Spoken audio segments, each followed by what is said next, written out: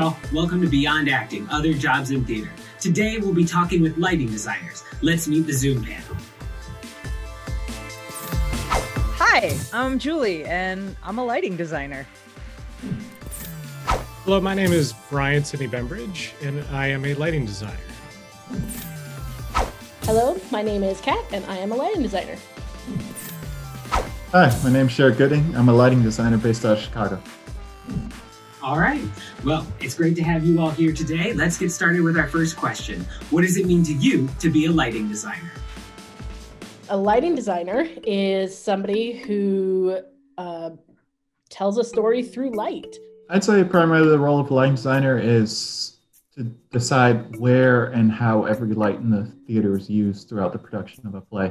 Anytime a light changes on stage, that's me. Interpret the mood, the tone, often time of day. So it's our job to craft the story through, we can sculpt and paint using light. I help set the mood. I help set the tone. I help tell the story. I think the best quote I was ever given is that the role of a lighting designer is to support and enhance the storytelling presented on stage. It's really more about mood and tone and how that affects the words of the play. Makes sense. How about process? From offer to completion of contract, what is your process like as a lighting designer? Yeah, that's a really interesting question about job descriptions in lighting designers. It really runs the gamut. Lighting design can be a lengthy process or a short process, depending on when you're brought into the show. If it's a brand new work, well, that is much more different than when I am charged with recreating somebody's design. Early in the process with the director and discussions with the rest of the design team as we collaborate to kind of form the world that the play will take place in by evaluating the script. Read the script 2 or 3 times. I read, I assess, I analyze, I take notes. I'll do a bunch of visual research, both historical research, research on any specific themes, locations, moods. I'll gather together visual research that I can put in a packet for the whole production team. Generally, you talk to the director first, and then you meet as a team, whether it's on the phone or in person. And you all sit down and collaborate and talk about the play and what the play means to you or how it affects you. Find out the direction we're taking the show. We all, in the ideal world, we all agree on a direction the show is going, why we're doing it, who we're doing it for, what is our concept. I often collaborate with the set designer and talk about how we can get light into the set. Based on that, I usually go back and read the script again with that in mind so that I can fully form the show in my head. I read, I assess, I analyze, I take more notes. Thinking about kind of what direction that concept is for lighting. How do I tell that story using light as a tool? What's unique about lighting is my job is a little lighter up until Tech Week. We discuss the whole show all together several times throughout the process. I take that information, okay, all the visual research that we're doing, and translate that into the technical drawings. We do that through a myriad of technical terms like photometrics, plots, paperwork, hopes, prayers, dreams. From there, I look at the model and the drafting, and I start drafting. Picking the colors for the lights, thinking about elements that will be important. I'll create a light plot, channel hookup, all the technical drawings that you need to decide where the lights need to go, what color needs to be in them, if they need texture, what types of fixtures they need to be to accomplish the overall feeling that we're going for. And then that goes off to the master electrician, and it gets budgeted. Sourcing and renting equipment. And so we'll have a dialogue of what's possible to accomplish. And we make sure we can fit all of my lights within this budget. Reading the rehearsal reports, speaking with the director, learning what discoveries they're making throughout the process. I come in and I watch a designer run, and I'll make changes to the plot after seeing the run. I take notes in one color. And then the next time I do it, I take notes in another color. And I see if those two colors match, or I see if I have a different idea that's better than the first idea, or that's how I begin to build my show. From there, the master electrician takes all the info and hangs the show.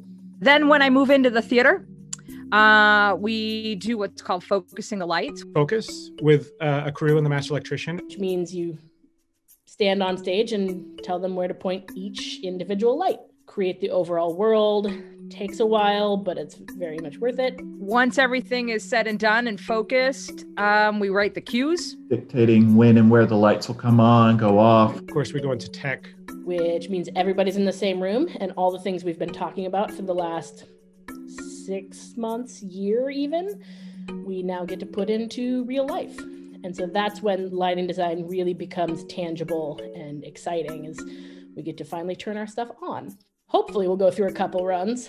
Sometimes you don't have time for that, so you get to see it with an audience for the first time. But hopefully you have a couple runs before that to make any changes you want to do, edit any looks. And then after all that week of collaborating, working with the other designers. And then you present your work to an audience and hope they love it as much as you do. You get signed off by the director and the production manager, and you're off to your next job. My role kind of ends and show's open. Then we go home. I mean, there's more to it than that. And what is the time frame of commitment like for a lighting designer? Time frame can vary depending on level of production as well as just when you get hired. The time frame really bounces around from production to production. Time frame of involvement is a delightful little chapter in the world of lighting design. Sometimes I'll get a contract almost a year out. For some smaller projects, sometimes I get a contract 4 months out. I'd say that's about the average. You usually get an offer for a job the season before or during that season. In the ideal world, working for larger theaters, you might be hired a year, even a year and a half out. I literally just got an offer 6 days ago to be in Kentucky on Sunday. And then in my email is sitting a 2022 contract. So it really depends upon the company. Designers are always in panic mode between like January 1st and April, 30th, let's say. That's the time really to start looking for jobs for the next season. That tends to be where I get most of my work. Usually the director or the artistic director from the company will reach out to you and ask if you're interested. You'll get all excited, you'll sign on, and then there will be a 9-month, you don't hear from anything. Smaller theaters will call you maybe 4 months to 6 months in advance. Some shows you get brought on super last minute. And so you may be coming in and you have 1 week until your paperwork is due, and then you hang and focus the show, and it's all a 2-month process. Often the process will start right away, depending on how busy the director is. My time frame, it really can vary. Throughout a lot of that early time frame, like I said, is time spent evaluating, thinking about the show up until the point where I'm actually doing the design work. You'll start meetings with the whole production team about 3 to 4 months out. And then you'll really buckle down and start making solid decisions, getting paperwork in and renting gear about 2 months out. Yeah, I'd say it's just mostly a lot of conversations up until we're in the room together and presenting stuff on stage. The week before tech is usually load-in. Sometimes if it's a smaller storefront theater, it's the day before tech is load-in. Get all your gear up, get everything set.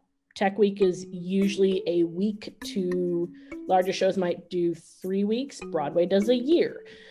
Depends on how much they're willing to pay you to prep the show. But usually it's about a week. Then you have a day or two of previews. Some larger theaters have a week of previews. And then your show. Once we hit opening day, lighting designers get to peace out. We say, thanks so much, hooray, have a little celebration with the team, and then we're on to the next show. So the show actually gets to run without us. Sometimes some of our colleagues have to pull out at the last minute and you're a substitute. So there really is no time frame. Let's get any final thoughts or recommendations from the Zoom panel. Your closing statements, please. I guess kind of 2-part little wrap up. Number 1, go see theater, go support artists, go support the people who are making the world more beautiful, because we need that in the world right now. Even if you don't end up in theater, even if you're not a top designer on Broadway, go enjoy it. Go support your friend's tiny little basement show. Go to the weird installation dance piece. Go consume art. In addition to that, kind of not just theater specific, but ask for what you want. There are many, many things that I just showed up and asked for, and people said yes, and I was very surprised they said yes. But like my first professional gig, I showed up and told them I was their lighting intern. They didn't have an internship, and I said, great, now you do. And they let me stay. Ask for what you want, because people can't give it to you unless they know that you want it. It is a tough job or tough business to get into as a young person. But when you start out young, you think I'm never going to get there. And I don't know what there means to you. But to me, looking back and showing up to Chicago with a resume that was so pathetic and minuscule, and to see my resume today, and to work with all the people I've worked with on so many world premieres and creating art from the beginning, it will happen. I don't know how long it'll take, but I promise you it will happen if you keep doing good work. It's the people that you know that get you there, and it's your work that will keep you there. So keep looking up and keep creating, whatever that means. Get your TSA number. We are going to travel again. We are going to do things again. We're going to come back.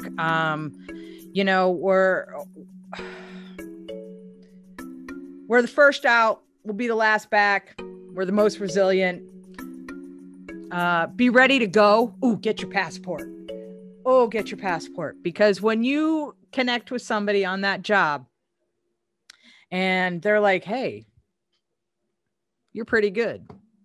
Do you want to come on the road with us? And you're like, oh yeah, that's great. And they're like, well, we're going to Europe in 2 weeks. And you're like, I don't have a passport. Don't be that person. Get your passport. Be open, be kind, be hardworking, and truly, the only thing you have in this business is your name. I can't make that any more clear. The only thing you have in this business is your name. We're a small community. We talk. Be respectful. As a student right now, you have a lot of advantages too you will not find in your professional career. Try everything that interests you. If you even think that building a set might be kind of fun, do it. In school, there's no problem with doing it once and quitting. You'll have the experience and know something else for it. But try everything at your resource. Use all the resources you have right now. Do not be so committed at 18 to that one discipline. I spent a year looking at projection design, took classes on it. It really wasn't for me, and it's such a niche thing that I found more joy in lighting. But I do appreciate what I learned in that class and think there are ways to use projectors as lights. Try everything and don't be afraid to fail, especially right now in school. That's your time to do it. My first lighting design was terrible looking back on it. That's exactly when you're supposed to make those mistakes and learn from them. Overall, do everything you can right now, because it's a lot harder to learn different disciplines if you're even slightly curious outside of school. You take a little bit of a bigger hit when you fail outside of school than you do in. And that'll about do it. Thank you all for being here today, for sharing your expertise with us. Thank you all for watching. We'll see you next time.